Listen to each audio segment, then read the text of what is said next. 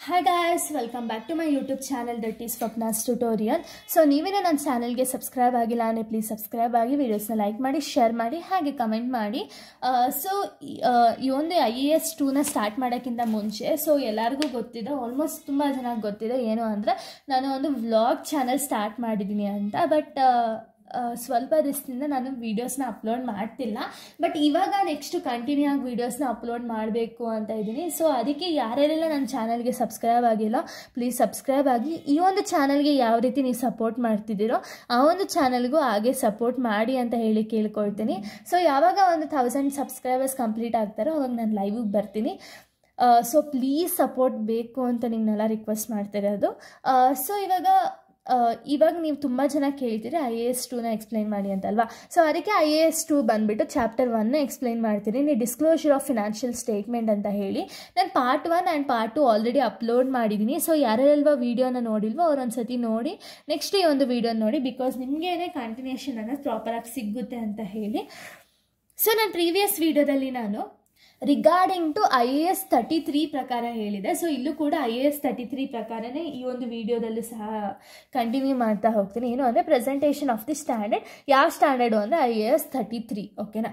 So ಈ ಒಂದು ವಿಡಿಯೋದಲ್ಲಿ ಏನು ಅಂದರೆ ನೀವು ಈ IAS ಸಬ್ಜೆಕ್ಟ್ನ ಆ್ಯಸ್ ಇಟ್ ಈಸ್ ಇಲ್ಲಿ ಹೇಗಿದೆಯೋ ಹಾಗೆ ಬರೀಬೇಕಾಗುತ್ತೆ. ಬಿಕಾಸ್ ಓನಾಗಿ ಬರೆದ್ರೆ ಅಷ್ಟು ಮಾರ್ಕ್ಸ್ ನಿಮಗೆ ಸಿಗಲ್ಲ. ಸೊ ನೀವು ನೋಡೋದಾದರೆ presentation of the standard. So ಯಾವ ಸ್ಟ್ಯಾಂಡರ್ಡ್ ಅಂದರೆ first comprehensive income statement. Comprehensive income ಸ್ಟೇಟ್ಮೆಂಟಲ್ಲಿ ಫಸ್ಟ್ ಪಾಯಿಂಟ್ ಏನಿದೆ ಅಂದರೆ profit and loss from the continuing operation. So ಇಲ್ಲೇನು ಅಂದರೆ ಕಾಂಪ್ರಹೆನ್ಸಿವ್ ಇನ್ಕಮ್ ಸ್ಟೇಟ್ಮೆಂಟಲ್ಲಿ profit and loss continuing operations ಮೂಲಕ ಸಿಗ್ತಾ ಹೋಗುತ್ತೆ. Next profit and loss attributable to the ordinary equity shares of the parent company. Attributable ಅಂದರೆ considerable ಅಂತ ಹೇಳಿ ಅರ್ಥ. ಸೊ ಇಲ್ಲಿ P&L ಅಕೌಂಟ್ಗೆ ಆರ್ಡಿನರಿ ಶೇರ್ಸ್ನ ಬಂದುಬಿಟ್ಟು ಕನ್ಸಿಡರ್ ಮಾಡ್ತಾರೆ. ಯಾರ್ದು ಅಂದರೆ ಪೇರೆಂಟ್ ಕಂಪನಿ ಅಥವಾ ಪೇರೆಂಟ್ ಎಂಟಿಟಿ ಆರ್ಡಿನರಿ ಇಕ್ವಿಟಿ ಶೇರ್ಸ್ನ ಕನ್ಸಿಡರ್ ಮಾಡ್ತಿದೆ, ಓಕೆನಾ.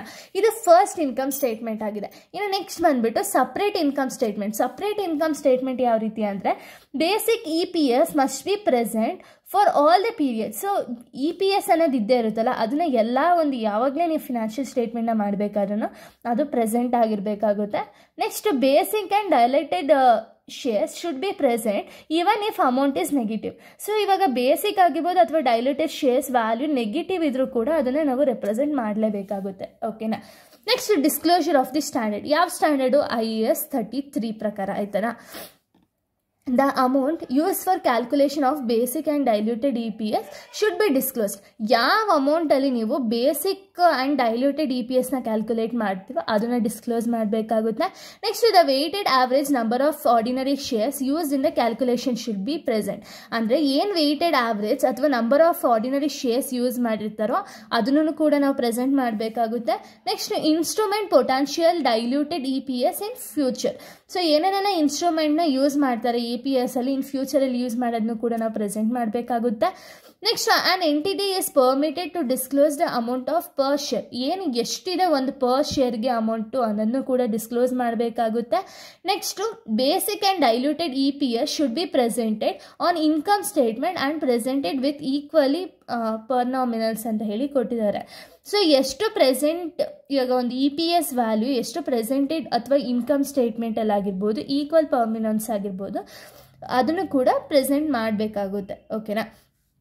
Next on entity should be report basic and diluted EPS even if loss per share occurs. ಅಂದರೆ ಈಗ ಲಾಸ್ ಏನಾದ್ರು ಆಗಲಿ ಬೇಸಿಕ್ ಅಥವಾ ಡೈಲ್ಯೂಟೆಡ್ ಶೇರ್ಸಿಂದ ಅದನ್ನು ಕೂಡ ನಾವು ರೆಪ್ರೆಸೆಂಟ್ ಮಾಡಲೇಬೇಕು, ಓಕೆನಾ. ಇನ್ನು ನಾವು ನೆಕ್ಸ್ಟ್ ನೋಡೋದಾದರೆ ಸೊ ನೆಕ್ಸ್ಟ್ ಕಾನ್ಸೆಪ್ಟ್ ಏನು ಅಂದರೆ ಡೆಫಿನೇಷನ್ ಅಥವಾ ಕೀ ಟರ್ಮ್ಸ್ ಅಂತ ಹೇಳಿ ಕರಿತೀವಿ. ಏನೆಲ್ಲ ಡೆಫಿನೇಷನ್ಸ್ ಇದೆ ಅಂದರೆ ಫಸ್ಟ್ ಡೈಲ್ಯೂಷನ್. ಸೊ ಡೈಲ್ಯೂಷನ್ ಅಂದರೆ ಏನು ಅಂದರೆ it is the reduction of EPS or a increase in loss per share. ಅಂದರೆ ಇದನ್ನು ಡೈಲ್ಯೂಷನ್ ಅಂದರೆ ಏನು ಅಂದರೆ ಯಾವಾಗ ಕಂಪನಿ ಲಾಸ್ ಆಗುತ್ತೋ ಅದನ್ನು ನಾವು ಡೈಲ್ಯೂಷನ್ ಅಂತೀವಿ. Resulting from the assumption that convertible instruments are converted. ಯಾವಾಗ ಲಾಸ್ ಆಗುತ್ತೋ ಅವಾಗ ಏನಾಗುತ್ತೆ ಅಂದರೆ ಕನ್ವರ್ಟಬಲ್ ಇನ್ಸ್ಟ್ರೂಮೆಂಟ್ ಏನಿದೆಯೋ ಅದನ್ನು ಕನ್ವರ್ಟ್ ಮಾಡ್ತಾರೆ, ಓಕೆನಾ. That options or warrants are exercised or ordinary shares are issued upon the satisfaction of specified condition.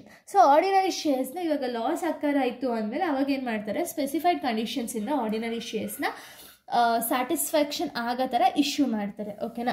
Next anti dilution. So ಇಲ್ಲಿ ಡೈಲ್ಯೂಷನ್ ಅಂದರೆ ಏನು, ಕಂಪನಿ ಲಾಸ್ ಅಕ್ಕರ್ ಆದಾಗ ಕನ್ವರ್ಟೇಬಲ್ ಇನ್ಸ್ಟ್ರೂಮೆಂಟ್ನ ಕನ್ವರ್ಟ್ ಮಾಡೋದನ್ನ ಡೈಲ್ಯೂಷನ್ ಅಂತೀವಿ. ಆ್ಯಂಟಿ ಡೈಲ್ಯೂಷನ್ ಅಂದರೆ when the company occurs the profit. ಓಕೆನಾ. ಇಲ್ಲಿ ನೋಡಿ, it is an increase in EPS on reduction in loss per share resulting from an assumption that convertible instruments are converted, that options or warranties exercised, or that ordinary shares are issued upon the satisfaction of specified conditions ಅಂತ ಹೇಳಿದ್ದಾರೆ. ಇದ್ರ ಉಲ್ಟಾ ಅಷ್ಟೇನಾ, ಏನಿಲ್ಲ, ಸೇಮೇ ಇದೆ ನಿಮಗೆ. But ಇಲ್ಲೇನಾಗಿದೆ ಅಂದರೆ increase in loss ಆಗಿದೆ, ಇಲ್ಲಿ ರಿಡಕ್ಷನ್ ಇನ್ ಲಾಸ್ ಆಗಿದೆ. ಅಂದರೆ ಡೈಲ್ಯೂಷನ್ ಅಂದರೆ ವೆನ್ ದ ಲಾಸ್ ಅಕ್ಕರ್ಸ್ ಆದಾಗ, ಆ್ಯಂಟಿ ಡೈಲ್ಯೂಷನ್ ಅಂದರೆ ವೆನ್ ದ ಪ್ರಾಫಿಟ್ ಅಕ್ಕರ್ಸ್ ಆದಾಗ ಕಂಪನಿ ಏನು ಮಾಡ್ತಾರೆ ಅಂದರೆ ಕನ್ವರ್ಟೇಬಲ್ ಇನ್ಸ್ಟ್ರೂಮೆಂಟ್ಸ್ನ ಕನ್ವರ್ಟ್ ಮಾಡ್ತಾರೆ ಅಷ್ಟೇ. ಓಕೆ.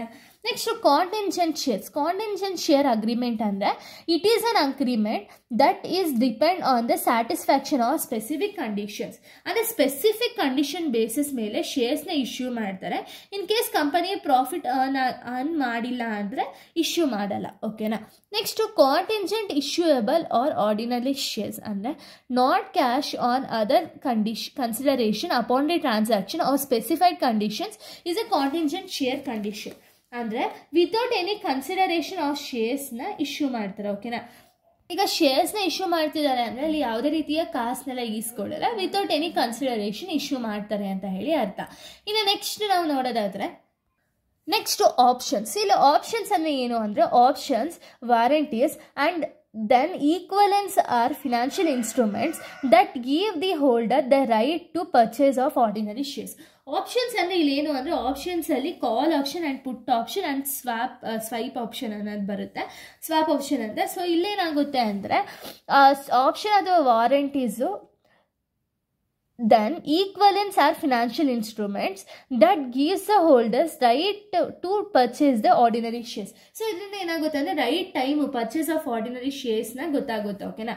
ಇಲ್ಲಿ ಆರ್ಡಿನರಿ ಶೇರ್ಸ್ ಅಂದರೆ ಏನು ಅಂದರೆ it is an equity shares that is subordinate to all the classes of equity instruments.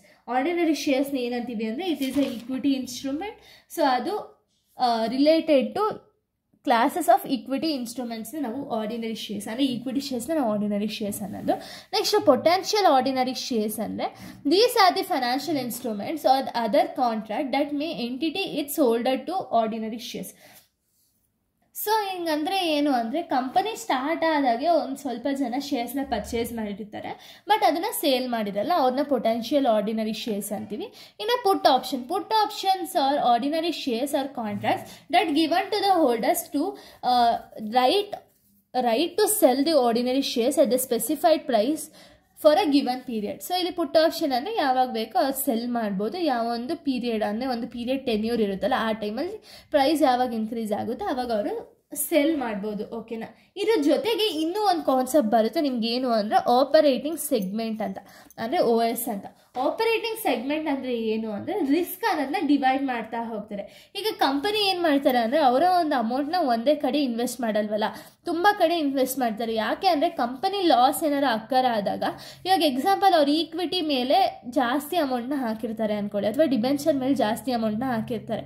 ಈಗ ಈಕ್ವಿಟಿ ಲಾಸ್ ಅಕ್ಕರ್ ಆದ್ರೂ ಡಿಬೆಂಚರಿಂದ ಪ್ರಾಫಿಟ್ ಬರುತ್ತಲ್ವಾ, ಸೊ ಆ ಬೇಸಿಸ್ ಮೇಲೆ ಶೇರ್ ಹೋಲ್ಡರ್ಸ್ಗೆ ಅಮೌಂಟ್ ಅನ್ನೋದನ್ನ ಕೊಡ್ತಾ ಹೋಗ್ತಾರೆ. ಓಕೆನಾ. ಇದನ್ನು ಆಪರೇಟಿಂಗ್ ಸೆಗ್ಮೆಂಟ್ ಅಂತೀವಿ. ಅಂದರೆ ಎಲ್ಲ ಕಡೆನೂ ರಿಸ್ಕ್ನ ಡೈವರ್ಸಿಫೈ ಮಾಡ್ತಾರೆ. ಎಲ್ಲ ಕಡೆ ಇನ್ವೆಸ್ಟ್ಮೆಂಟ್ ಮಾಡಿ ಒಂದು ಕಡೆ ಲಾಸ್ ಆಯಿತು ಅಂದರೆ ಇನ್ನೊಂದು ಕಡೆ ಪ್ರಾಫಿಟ್ ಬರೋ ಥರ ಮಾಡ್ಕೊಂಡಿರ್ತಾರೆ. ಅದನ್ನು ನಾವು ಆಪರೇಟಿಂಗ್ ಸೆಗ್ಮೆಂಟ್ಸ್ ಅಂತ ಹೇಳಿ ಕರಿತೀವಿ. ಸೊ ಇಲ್ಲಿಗೆ ಚಾಪ್ಟರ್ 1 ಅನ್ನೋದು ಕಂಪ್ಲೀಟ್ ಆಗುತ್ತೆ. ಚಾಪ್ಟರ್ 2 ಬಂದು ನಾನು ನೆಕ್ಸ್ಟ್ ವೀಡಿಯೋದಲ್ಲಿ ಎಕ್ಸ್ಪ್ಲೈನ್ ಮಾಡ್ತೀನಿ. So thank you guys, thanks for watching.